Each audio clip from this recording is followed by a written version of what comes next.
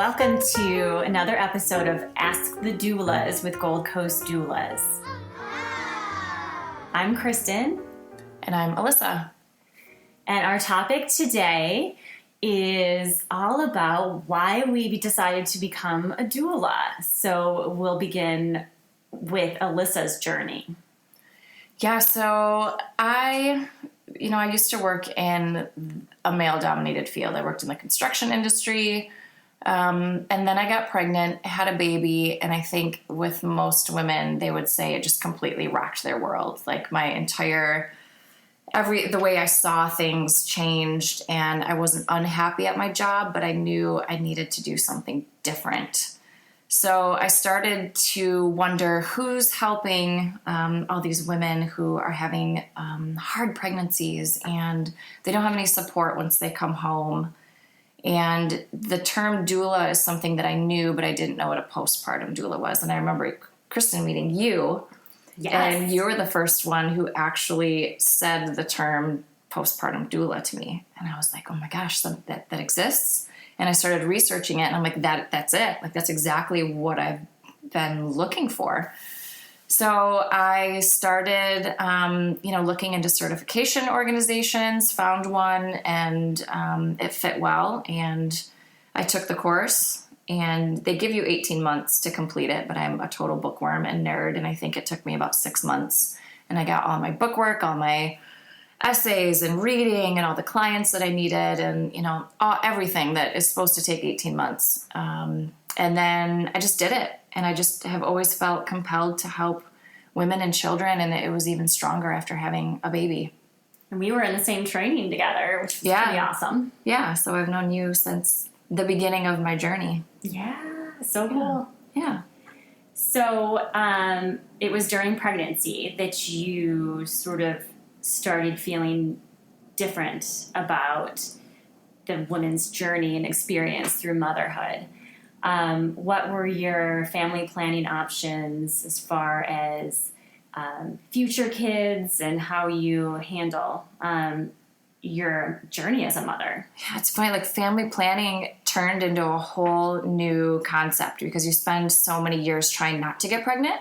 Yes. And then all of a sudden you are trying to, and it's more difficult than you expect. And we ended up, I think I was 33 when I got pregnant and 34 when I had her. And that is by no means old, but something in me said, I don't want to have kids past 35.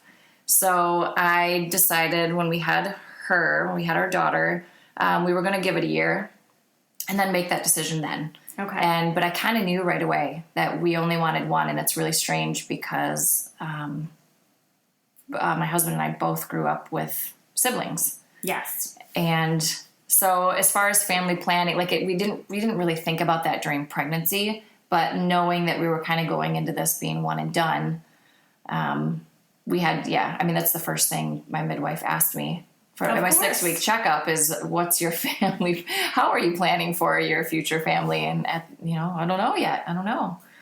So yeah, we're good with one and it's been taken care of. And do people, especially in West Michigan, that's so family centered, ask you and your husband a lot of questions about, are you going to have another baby or maybe a sister or brother for your child? Of course they do. The second you get married, it's, first you're dating and it's when are you getting married? When are you getting married? And it's, pry. And then you get married and it's when you're having a baby, when you're having a baby. And it's all these prying questions they have the best of intentions and they just, want to see you have a baby. But knowing what I know now and all the struggles people go through, it's a really tough question to ask and an even tougher one to answer. And I feel like even when you have baby number one, trying for baby number two, it's still the same. Just because you had baby number one doesn't mean it's easy to have baby number two. I have friends who are have struggled for years to have baby number two. And it's just not a question that should be asked. And I get it all the time. It's a very personal question. Yeah, when I say that I only want one, I get the smack across the face guilt, right? How can you only have one? You're doing your daughter a disservice. She needs a sibling. They know better than I do, apparently. But we love our little family of 3. And really, it just boils down to it's nobody else's business. It's my family. Right. Not and you theirs. travel a lot. So it makes it so much easier with one child. We love to have a very travel. active life. She's been on an airplane since she was 9 weeks old. And she's so easy and so good. She's our little world traveler. Not that we couldn't do it with 2, but it would be a heck of a lot harder, especially when you're paying for an extra, plane ticket, and then you need extra rooms when they get older. Yeah. So, I mean, part of it's selfish reasons, right? It's easy for us. She's great. She's easy. We can travel. We're a little bit older, not too old. I mean, I have friends who are having babies right now that are 38, 40, 41. There's no it's what's too old for you. How do you feel? And for me, for some reason, it was 35. Like maybe because my mom was 35. My dad was 9 years older. So I saw that growing up too. Having parents who were older than the rest of my friends' parents, and my father almost being like their grandparents' age.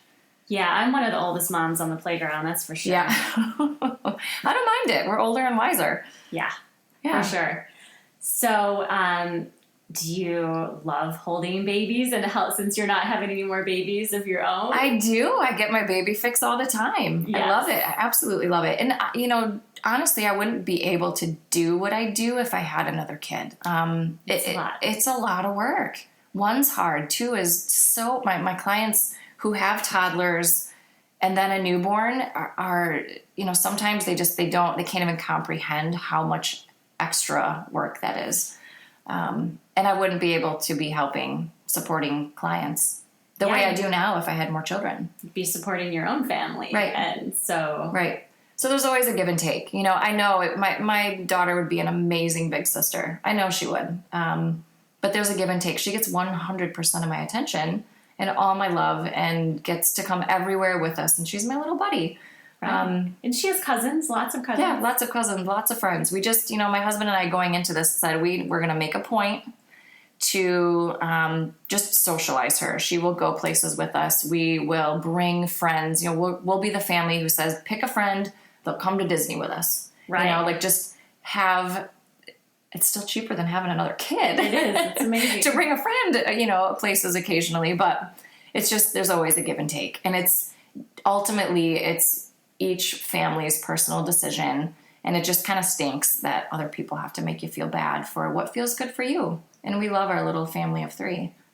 So what's your best advice to a family or client of ours who plans to only have one child and doesn't know how to break the news to their family and circle of friends? It's hard. It's based on personalities. I've heard people say, flat out, it's none of your business. And I don't go that route. I don't think there's a need to be rude or, brash with people. But you can say that's a nice thought, or maybe that works for your family. Right. But this works for ours. Perfect. I love it. Yeah. Well, thanks for listening. And we look forward to hearing your thoughts on this episode. Remember, these moments are golden. And I will be interviewing Kristen next episode to kind of talk about her journey and her story. So stay tuned. If you have comments or questions about this episode or ideas for future episodes, send us your ideas at info@goldcoastdoulas.com. Be sure to check out our website at www.goldcoastdoulas.com and find us on Facebook and Instagram. We'd love to hear from you.